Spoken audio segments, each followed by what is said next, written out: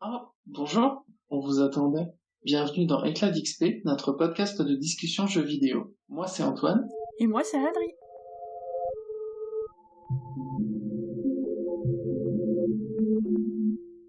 Aujourd'hui, et surtout parce qu'on a bien dépassé le format initial du podcast de 40 minutes, on vous propose de continuer notre conversation sur les jeux qui nous ont beaucoup marqués. On parlait des jeux de notre enfance. C'est un jeu qui m'a pas mal marqué, qui était un peu dans la veine de tous ces platformers 3D, tu sais, auxquels on a été confrontés, et souvent très jeunes. Alors je le classe dans les platformers, il y a des gens qui sont peut-être pas trop d'accord. Il y en a qui le considèrent plus comme un jeu d'aventure. Enfin, il mélange plein de genres en fait, donc par définition c'est un bon jeu. C'est Jak 2. Jak 2, connais pas du tout. C'est une licence de Sony du coup, qui faisait partie en fait de ces... Alors le premier jeu c'était typiquement un platformer dans un monde un peu coloré, sympa, où tu incarnais en fait un personnage, et avec son petit partenaire, un petit peu comme un Ratchet and Clank, avec toujours un premier personnage et puis un acolyte un peu humoristique, tu vois, ce genre de choses. Ouais. Ce qui m'a choqué avec Jak 2, alors, d'ailleurs c'est le premier de la trilogie que j'ai commencé, et en fait il y a carrément un changement de ton entre les deux, c'est assez impressionnant. Le Jak 2 est ultra sombre. Ah ouais. Ouais, tu te... spoiler. À la fin du 1, tu te retrouves projeté dans le futur, et le personnage se fait emprisonner. Et en fait, le début du 2, c'est ultra sombre, dans le sens où t'es resté emprisonné dans une prison où ils font des tests sur les gens. Tu vois un peu le pitch. Ouais. Et tu finis par t'échapper en te rendant compte que les fameuses expérimentations t'ont donné des nouveaux pouvoirs. Et t'arrives dans ce monde, tu sais, un peu gris, rocailleux, chaotique. Ouais. Un peu déprimant, ouais. Un Par peu rapport beaucoup au premier déprimant. opus dont tu parlais avec beaucoup de Ouais, couleurs, c'est du coup. ça. Et ce qui m'a particulièrement marqué dans ce jeu, c'est que ça a été vraiment, tu sais, ce genre de jeu auquel tu joues et tu te rends compte que tu repousses un peu tes limites. Parce que c'est un jeu auquel j'ai joué jeune, et bon, c'était typiquement ces moments dans ta vie de gamer où tu as peu de jeux, et ceux que tu as, tu les ponces littéralement jusqu'au disque. Ouais. Et il était très difficile. J'avais même vu une vidéo il y a quelques temps qui le classait parmi les jeux de PlayStation 2 les plus difficiles en fait. Ah ouais. Parce que pas du tout permissif. Tu pouvais te faire toucher que 6 fois, je crois, avant de mourir. D'accord, ah ouais. Bon, pour un jeu où t'as des des tirs un petit peu partout, des munitions limitées, Ouais, c'est le tout un stress au système, moindre coup, quoi. c'est ça, assez stressant dans un univers assez angoissant. Je me suis quand même accroché, je crois que j'ai pu faire ma préadolescence, les 3 quarts du jeu. J'y suis revenu il y a quelques années, et il m'a toujours fait le même effet. Je l'ai repris du début du coup parce que le système de carte mémoire est un peu, comment dire, Cassé. Et voilà, donc je l'ai repris et j'ai vraiment replongé dans l'univers très très particulier, mais un petit peu du début des années 2000, avec des univers très sombres, le personnage avec beaucoup d'expérience très désagréable. Enfin, j'ai vraiment vraiment accroché. Et je vais pas parler du 3, mais qui était... on dit souvent que dans les séries de films, les 3 sont des mauvais numéros, mais celui-là m'a vraiment plu. Et c'est une licence vraiment que j'ai beaucoup aimé. Bah, je la connaissais pas du tout, je regarderai tout ça après. C'est intriguant, en tout cas. Je t'invite à regarder parce que un mélange de plein de genres dans les jeux. Alors j'ai détesté les phases en voiture, et ce jeu a initié en fait ma haine profonde. Oui, oui, on va parler de haine dans ce podcast. Des sections qui sont minutées dans les jeux vidéo. Ah ouais, c'est très stressant, ça, les contre Les la comptes à montre. rebours, etc. Je supporte pas quoi. Mais c'est vrai que c'est le truc, soit c'est millimétré, et Ouais. genre si tu fais une erreur, c'est perdu, t'as 10 secondes de manœuvre, soit il y a des jeux Bah, où t'as 5 minutes de manœuvre, t'es tranquille, ça sert à rien le fait que ce soit un contrôle-à-montre, et tu et profites tu pas de la l'oublies, même quoi. manière. Typiquement, j'étais bloqué dans une section de Jak 2, une section où tu dois t'enfuir en fait. Comme je le disais tout à l'heure, tu peux te faire toucher que 6 fois. Et en fait, c'est juste ultra punitif, quoi. Et au point où c'était devenu impossible, j'avais dû recommencer une trentaine de fois. C'est à peu près aux 2 tiers du jeu. D'accord. Et ça m'a fait complètement lâcher le truc pendant des mois. Ah, Inconsolable. surtout que tu devais être jeune, alors tu Ouais, devais mais pas avoir c'est beaucoup de jeux comme tu disais, donc c'est vrai que si ce ça. jeu-là t'y Et c'est arrives pas, sûr. tu poses le jeu, puis bah tu vas dans ton jardin. C'est ça, tu fais un tour et tu reviens le lendemain. C'est le genre de moment qui te forme un peu en tant que gamer, entre guillemets, je Oui, trouve. le Qui côté teste ta patience, persévérance, tout ça, ouais. la persévérance, ouais. Et voilà, je pensais que c'était important de le mentionner. Et je me demandais, c'est quoi ton premier jeu? Le premier jeu, Ouais, ton tout premier. j'aurais du mal à dire parce que il me semble que ma mère avait un exemplaire d'une vieille console Nintendo. Mhm. Alors après, à ce moment-là, si je peux me permettre de reformuler ta question, parce que oui, je suis un peu ce genre de personne. Tu peux. Le premier jeu que j'ai acheté plutôt, que j'ai le souvenir d'avoir acheté, Oui, enfin, moi, ça aurait été plus jouer, mais l'acheter aussi, ça passe. le premier jeu dont je me souviens avoir joué en premier, ah, C'est dur, en vrai. c'est dur, hein, parce que j'aurais tendance à tomber dans Tetris, etc. Ah bah oui, bah dans ce cas-là, moi aussi. Ouais, c'est un peu, voilà, c'est un peu bateau comme réponse, Un mais premier jeu que t'as acheté alors, du coup, ouais. Parce que c'est vrai que sinon, le les premier Tetris jeu que j'ai sur les acheté, vieilles consoles en plastoc dégueu. ouais, enfin, le premier jeu où j'ai vu défiler les heures et les heures et les heures, ce serait Pokémon jaune. Ah, Pokémon jaune, le fameux. Le fameux, l'unique. Moi, j'avais commencé après à jouer avec la Game Boy Mhm. Color, parce que j'avais l'édition de Pikachu, attention, c'est Ah, très j'avais important. la même. Et j'avais Pikachu et Ah, Pichu. J'avais commencé avec Or et après Jaune. Et du coup, j'avais la console de la deuxième génération. génial! C'est-à-dire qu'on est frères et sœurs de console, du coup. Et ouais, C'est beau, ça. C'est c'est beau. beau. Bon, on va Ouais. pas faire un énième encart sur Pokémon, hein, c'est promis. Non, on a trop parlé de Pokémon. Trop de Pokémon. Si tu veux rebondir sur un jeu... Bah, un jeu qui m'a beaucoup marqué, celui qui a fait que nous avons une GameCube à la maison. Mon premier vrai JRPG, hors Pokémon, Ouh, Tales of Symphonia. Un c'est jeu beau. qui m'a marqué beaucoup, que j'ai fait et refait et que je pense refaire dans pas longtemps. L'histoire, les personnages, la manière de jouer ouais, que je connaissais pas du tout parce que j'avais fait aucun Final Fantasy ou autre. Enfin, vraiment un jeu qui m'a marqué. Je me rappelle, je voyais la pub. Enfin, je me rappelle plus de la pub maintenant. Je me rappelle encore il y a pas longtemps. Maintenant, je me rappelle plus. Mais genre, il y avait la pub en octobre à la télé. J'étais là, waouh, ça a l'air trop bien, ça a l'air trop bien. Alors, je disais Ouais. à mes parents, et pour Noël Et pour Noël, la GameCube est arrivée, la GameCube Tales of Symphonia. Ça a l'air un peu basique parce que les Tales of, c'est une licence assez connue avec 15 000 histoires différentes, avec toujours à peu Ouais. près les mêmes thèmes, les mêmes personnages, etc. Alors, j'en ai pas fait beaucoup, moi, des Tales of. J'en ai fini deux parce qu'il y a le Tales of Symphonia 2. Et il y a beaucoup de notions sur l'égalité, sur aider son prochain, sur les injustices, sur le racisme aussi, comme quoi c'est pas bien, c'est Ouais. une mauvaise chose. Ils en parlent beaucoup dans le jeu, que chacun a le droit de vivre sa vie, etc. etc. Donc c'est vrai que c'est un jeu qui, même si il a l'air un peu enfantin, est très sérieux, avec beaucoup de tragédie. C'est vraiment l'histoire qui m'avait plu. Il a l'air d'aborder des thématiques très humaines, en fait. Voilà, c'est ça, très humain, très sérieux, très... Hum. une élue qui doit faire un périple pour permettre de s'accorder les faveurs de la déesse Martel, et donc redonner du mana, l'énergie nécessaire au fonctionnement de la planète. Elle part avec ses amis d'enfance, sa prof, il rencontre plein de gens, et à partir de là, tu découvres plein de trucs sur ce système qui n'est pas aussi simple qu'il en a l'air, où il y a plein de choses cachées. Les complotistes s'en donneraient à cœur joie. Alors ça me fait rire parce que tu as décrit le jeu, j'ai l'impression que tu as décrit 95% de tous les JRPG qui ont vu le jour en fait. C'est vrai, bah moi j'en ai pas fait beaucoup en fait. Et comme c'était mon premier, ça m'a Ouais. vraiment marqué. Tu vois, je suis un peu surpris parce que pour ma jeune vie de gamer, c'est pas du tout un genre auquel j'ai été confronté. D'accord. Mais par contre, aujourd'hui, c'est plus voilà, un type de jeu qui va m'intéresser. Ouais. Genre là, actuellement, je suis en train de jouer à Ni no Kuni, Mmh. enfin. Et c'est un bonheur sans nom. Et j'ai juste rien d'autre à dire. À la limite, il faudrait faire un épisode exclusif à ce jeu tellement ça m'a vraiment plu. Et il y a peu de temps, j'ai terminé Dragon Quest. Alors, bon, tu parlais du coup de Tales of Symphonia, et il y a pas mal de thèmes abordés aussi qui me font penser à Dragon Quest 11, je me trompe. D'accord, ok. C'est vraiment un genre qui commence à vraiment me plaire.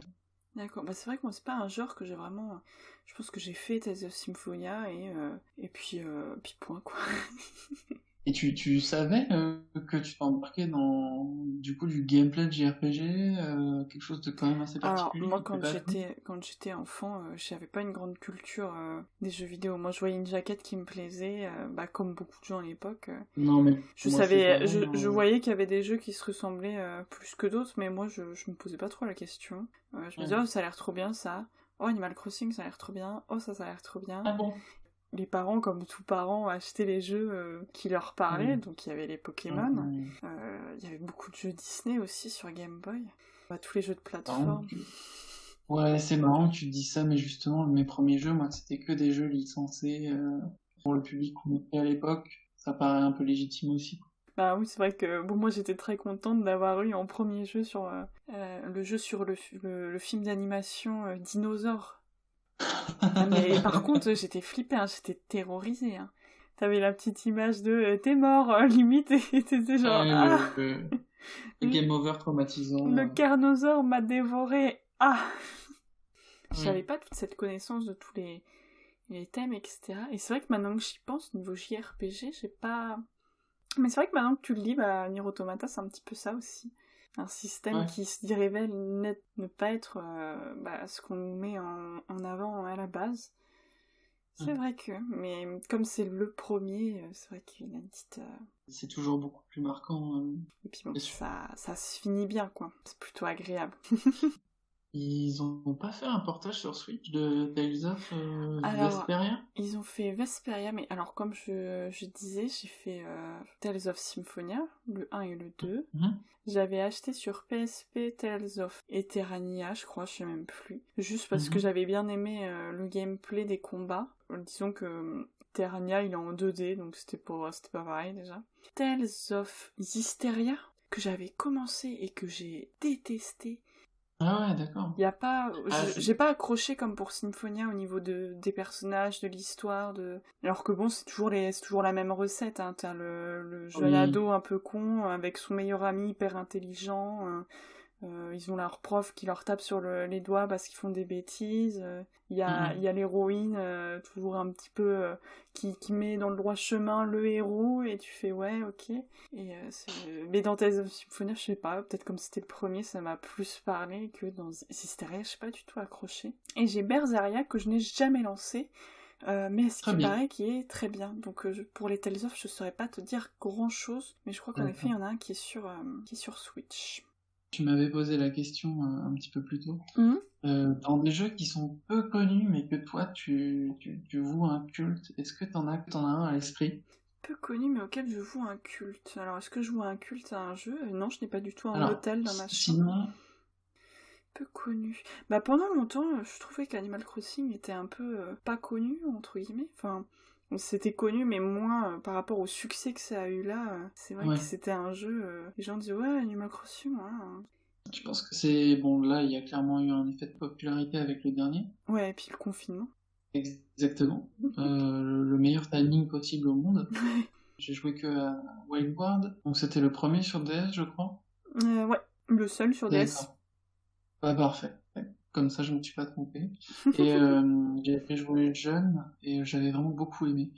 J'ai pas connu tant de gens qui connaissaient. Bon, après, on peut pas comparer au dernier, hein, mais Hmm. Alors après, sinon, il y a les Phoenix Wright que j'avais bien aimé. ah, je l'attendais celui-là. Ah, bah, il était dans ma liste, mais c'est vrai que c'est un peu dur à placer, mais ça m'a vraiment... J'avais beaucoup aimé les personnages, les histoires, la musique, tout ça, donc c'est un petit peu... Je sais pas trop quoi en dire dessus, parce que Mhm. c'est très rigolo, c'est assez sympa parce que bah, c'est un genre de visual novel, donc tu lis et puis tu te Ouais. poses, quoi, t'as pas... Ça reste compliqué quand même parce qu'il faut enregistrer ce que t'es en train de lire, parce que sinon, bah, ça t'avance pas. Je sais pas trop comment le présenter, parce que c'est vraiment un bon jeu, C'est très difficile un parce bel univers. que bon, déjà c'est toi qui me l'as conseillé, ça mérite d'être mentionné. Oui. Et moi, ça faisait des années que je voulais y jouer, j'en avais beaucoup entendu parler. À force de graviter autour de Capcom, l'univers Capcom, etc. Mhm. C'est un genre que j'apprécie beaucoup depuis quelques temps, tout ce qui est visual novel. Un petit peu aussi comme les point and click en fait. Bah, tu peux juste Vraiment le conseiller sans dire trop de trucs dessus, quoi. c'est ça. C'est difficile, je trouve, à conseiller ou même en parler, en fait, sans avoir joué au jeu. Ouais. Mais c'est des très bons jeux. C'est Moi, ça. je sais que je les avais fait à leur sortie à chaque fois. On avait acheté le premier, et Mhm. après, tous les autres, ils sont sortis. J'ai fait Phoenix Wright. T'as un jeu qui est juste en anglais, c'est Benjamin Hunter qui mène des enquêtes. Et il y a les Apollo Justice, qui sont un petit peu moins dans mon cœur, parce que bon... tu vois, c'est plusieurs années après l'histoire de Phoenix Wright, et donc tu vois une évolution de Phoenix Wright qui ne m'a pas trop plu personnellement. Je m'attendais à autre chose. Ouais, tu t'attendais pas à ça. Et donc j'étais un peu déçue. Et il y a un des jeux que j'ai pas vraiment aimé, ça m'a très déçue. Professeur Layton versus Phoenix Wright. Alors, D'accord. pourtant j'adore Phoenix Wright, Professeur Layton j'en ai fait aucun, mais j'aime bien le principe. Mais en fait il y a un élément d'histoire qui m'a saoulée. C'est clair, au moins. C'est clair. Alors après, les crossovers, c'est quand même très particulier. Hein. Bah, c'était pas le crossover était bien réalisé. C'est vraiment, D'accord. c'est la chute de l'intrigue en fait. Et j'en dirai pas plus, déjà j'en ai trop dit. Mais quand j'ai vu ça, j'ai limite posé ma 3DS en veille et je suis partie manger un gâteau quoi, parce que j'étais en bon. Ah ouais, carrément. Bon, ok, super, ok, cool. J'étais très déçue. Hein. J'appuyais frénétiquement sur A, plus ils avançaient dans la fin de l'intrigue en mode ok, bon, ok. J'ai une expérience inverse avec Phoenix Wright, c'est la fin du deuxième opus, où j'appuyais frénétiquement sur A pour avoir la fin, tellement je n'en pouvais plus. Quoi. C'est avec... oui, je vois, c'est avec... Je vais pas forcément donner d'éléments de contexte. Avec les ça ours. forcément... Il y a des ours. Exactement. Voilà, c'est une des meilleures. Et spoiler, oui, nous parlons d'ours. Ouh, les ours. Ouh. Alors moi, du coup, c'est marrant, je pensais pas que tu te lancerais assez vite sur les jeux hein, pas forcément populaires. Et on a parlé de Capcom, et moi, ça me fait faire une transition un petit peu obscure vers un petit jeu qui s'appelle Okami. Ah, mais il faut que je le fasse, Okami. Et ben voilà, on en revient toujours à la même chose. Et mais pourtant, Alors, il a l'air plutôt connu, ce jeu, parce que beaucoup de gens... alors, c'est typiquement les jeux que je classe dans la catégorie culte. Ce que j'entends par culte, c'est des jeux qui sont intemporels, qui ont beaucoup de cœur, mais qui se sont pas vendus du tout.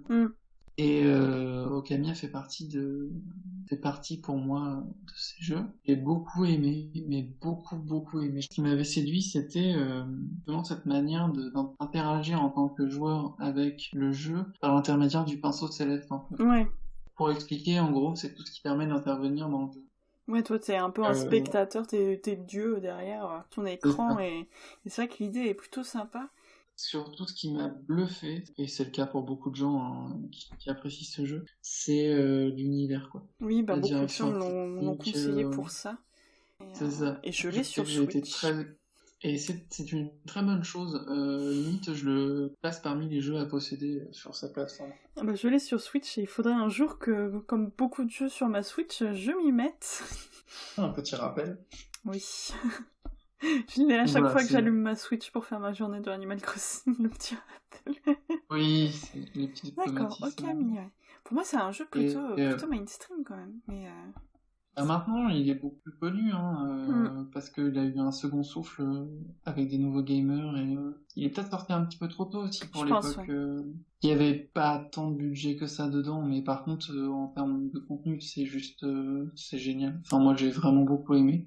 Histoire que j'ai beaucoup aimé, et en fait, c'est un jeu que j'ai enchaîné après avoir fait Zelda Twilight Princess, où tu peux, spoiler, contrôler un loup. En fait. Donc il y a pas mal d'échos entre ce jeu-là. D'accord, oui, ça t'a pas mal parlé après.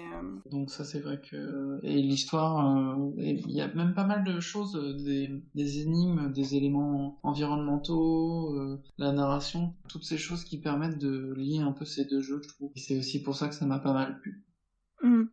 Et il vaut vraiment le détour. Il faut que je le fasse. Ça fait un moment que je le vois, que on me dit mais quand est-ce que tu le fais? Et que je dis ah bah écoute, j'ai des choses à finir. Ouais mais t'es tout le temps sur Animal Crossing. Bah désolé hein. Enfin, ça c'est une phrase que j'entends souvent. On va clairement pas divulguer nos compteurs horaires respectifs non, sur je pense que il y a des chiffres. C'est comme l'âge, c'est comme le poids, c'est comme l'âge. Il faut pas demander combien de temps t'as joué à Animal Crossing. Exactement. Et dans les jeux, un petit peu, par rapport à ta question, c'était que j'aime bien, mais qui sont un petit peu éloignés de tous les jeux, les grosses licences, auxquelles j'ai Bah beaucoup ouais. joué aussi, c'est Don't Starve. Ah, Moi, j'adore beaucoup les jeux de survie, et les jeux où tu vas manger, parce que j'aime bien manger. Et dans Don't Starve, le principe c'est de survivre et aussi de ne pas mourir de faim, comme son titre l'indique. Dans un univers un peu à la Tim Burton, avec des musiques oui, très sympa. assez sympas, mais pas trop présentes. Donc tu peux y jouer avec, même si je déconseille, avec une petite musique derrière. Même si je déconseille parce que du coup t'entends pas les loups qui vont te tuer. Mais Oui, l'immersion est pas la même, je trouve. voilà. Bah moi je préfère, tu sais, tard le soir, avec mon casque, rien d'autre Pareil, autour, et que les bruitages du jeu où t'es un petit peu, ça fait pas peur non plus, hein, mais tu sais, ça te met dans une petite ambiance un petit peu angoissante. Et un jeu Ouais. qui a dû, comme Okami, beaucoup marcher, avec des nouveaux personnages, des nouvelles fonctionnalités. Pour l'instant, pas vraiment d'éléments d'histoire. T'as un mode sandbox et aventure quand tu joues en solo, où en gros t'as différentes épreuves à faire sur 6 chapitres, jusqu'à ce que t'arrives au chapitre final qui, sans vouloir vous décevoir, n'apporte pas beaucoup d'éléments de réponse à cet univers, mais ça donne C'est un beau. son charme aussi, parce que tu pioches des infos un peu partout, tu fais toi-même, tu remplis les trous toi-même, et c'est vraiment quelque chose qui permet de développer l'imaginaire, et ça j'aime bien. Super. Bah, c'est vrai que moi, c'est un jeu dont je suis arrivé un petit peu tard. Grâce à toi, d'ailleurs, Mhm.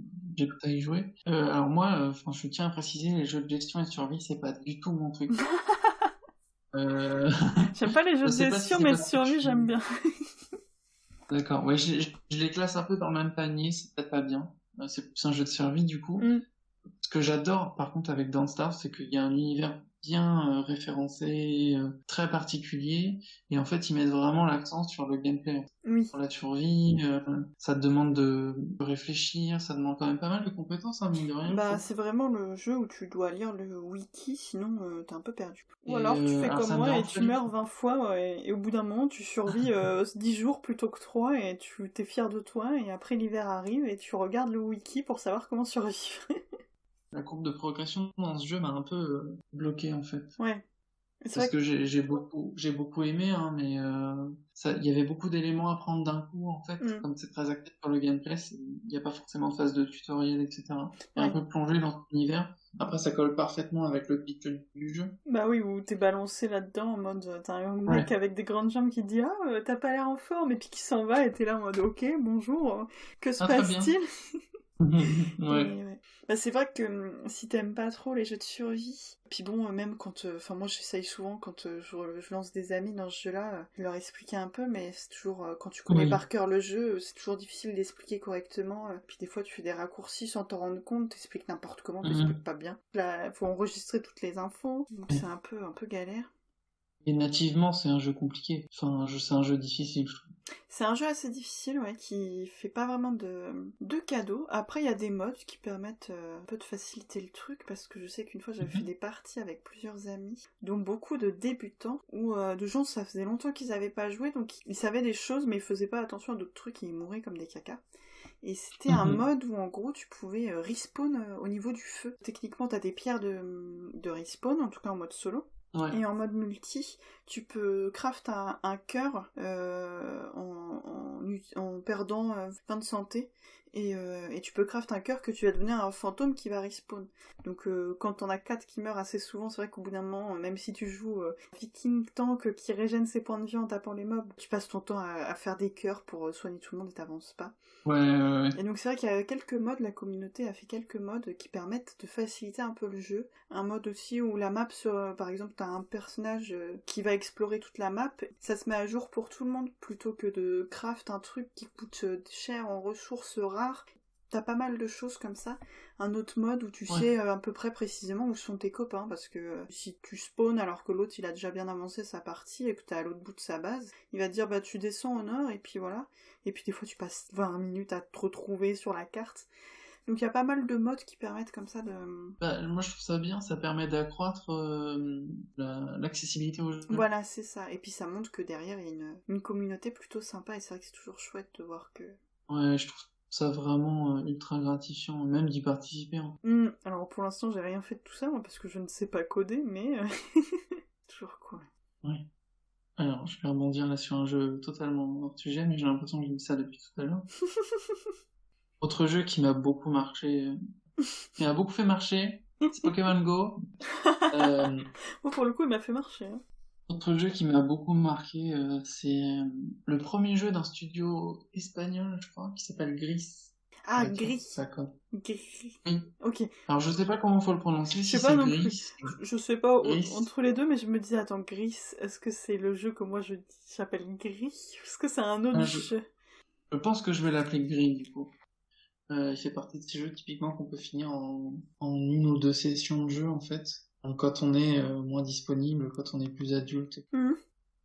Dans la mesure où c'est un jeu qui parle du deuil et de comment le personnage principal gère le deuil.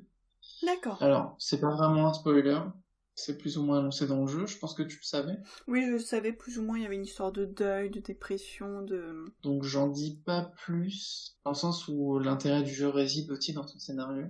D'accord. Sachant il y a aucun dialogue en fait dans le jeu. Quand je parle de scénario, c'est que des images, des sons qui sont évocateurs. Ouais, qui vont Le t'apporter une scénario, émotion que tu vas... c'est ça. Tout le contenu, l'art du jeu, tout converge en fait pour te faire ressentir le scénario en fait, des émotions, du beau design environnemental. En fait. Ils se sont énormément calés sur un aspect dessin manuel en fait, pour animer le jeu. D'accord. C'est très dynamique et comme ce que tu disais sur Nier Automata, il y avait vraiment des moments au jeu où je me suis arrêté, j'ai lâché la manette, juste pour regarder en fait les environs. Oui, c'est un jeu 2D en plus, qui est plutôt... Sachant qu'en plus, oui, ouais. c'est un jeu de... Donc, C'est plutôt rare pour un très jeu 2D, particulier, ouais, d'arrêter, de s'arrêter et de complètement. regarder... Il m'a vraiment marqué, c'est vraiment un très très beau jeu et je le conseille vivement. Honnêtement, Il faut que je le fasse aussi pareil, je dis sur ma Switch. Moi, je connais la bande son très bien, je l'ai sur mon téléphone. mention importante, elle te transporte vraiment, c'est vraiment très sympa. Autre jeu qui m'a vraiment marqué, aussi les circonstances dans lesquelles j'ai fait son acquisition. C'est Psychonauts. Est-ce que tu connais? Ça me dit quelque chose de nom. Ah Mais ah! je saurais même pas te dire si c'est récent, si c'est sur Alors c'est un vieux PC. jeu. C'est un vieux jeu qui est sorti, je crois, sur alors, PlayStation 2 sûr. C'était la plateforme que j'ai utilisée pour pouvoir y jouer. Un jeu pas très connu, d'un studio que j'adore, qui s'appelle Double Fine. C'est ceux qui ont fait Grim Fandango, si ça te parle. Pas du tout. Toujours des jeux très décalés. Et c'est un jeu super vieux que j'ai trouvé dans un magasin d'occasion. Ça faisait partie de ces jeux qui étaient à moitié dans des boîtes en carton. Ouais, les Des vieux jeux de fenêtres l'époque, ouais. partout. Que je cherchais par hasard en plus. J'étais tombé dessus en cherchant des petites perles par-ci par-là de jeux auxquels j'aurais pu jouer. Comme par hasard, quelques jours après, je tombe dessus. Donc j'ai littéralement sauté dessus, quitte à crier dans le magasin. Donc je l'ai acheté, j'ai joué, je savais pas du tout à quoi m'attendre. C'est vraiment une pépite ce jeu. J'y pense souvent d'ailleurs. Alors il est pas parfait, il y a des petits soucis pour un jeu de plateforme, etc. Mais il a tellement de cœur ce jeu. Alors c'est super compliqué à expliquer parce que c'est toujours des traits un peu absurdes dans ces jeux-là qui sont mis en avant. C'est un petit boy scout en gros qui va dans un camp pour télépathe en herbe. Tu as l'opportunité de voyager dans l'esprit des gens en fait. D'accord. Et chaque niveau en gros est marqué par une identité qui correspond à la personne, enfin à la psyché de la personne que tu visites. Tu as un personnage qui a de troubles mentaux, son esprit correspond à une scène de théâtre en fait. D'accord. Ah ouais. Dans chacun de ces petits épisodes, chacune de ces visites d'esprit, tu découvres des nouveaux pouvoirs de ton héros, etc. Et c'est vraiment mais ultra profond, ultra charmant. C'est le genre de jeu quand j'y ai joué, quand je l'ai fini, quand j'y ai rejoué, qui m'a fait comprendre jusqu'où pouvait aller le média du jeu vidéo. En fait. Ouais. Dans la manière de raconter une histoire, la manière de De la la faire vivre. vivre, ouais. Ah, c'est vrai que par Ouais, rapport à un film ou un livre, où là t'es ouais. vraiment acteur de la chose, quoi. T'es en pleine interaction et c'est vraiment le jeu qui te donne l'impression de repousser les limites du média en fait, tout simplement. D'accord, je ne connaissais pas du tout. À regarder aussi. Ouais, Je découvre des choses, moi je découvre. Moi je te fais pas découvrir grand chose, hein, mais. Ah si. Et d'ailleurs c'est super intéressant parce qu'on joue tous les deux à des jeux très différents. Ouais. Donc du coup je trouve qu'on peut se comprendre bien sur cet aspect. Merci de nous avoir écoutés. On se retrouve bientôt. Suivez EclatXP sur Instagram, Facebook, YouTube ainsi que sur SoundCloud. Et n'oubliez pas de nous laisser un commentaire. Oui. Et partagez-nous vos éclats d'XP.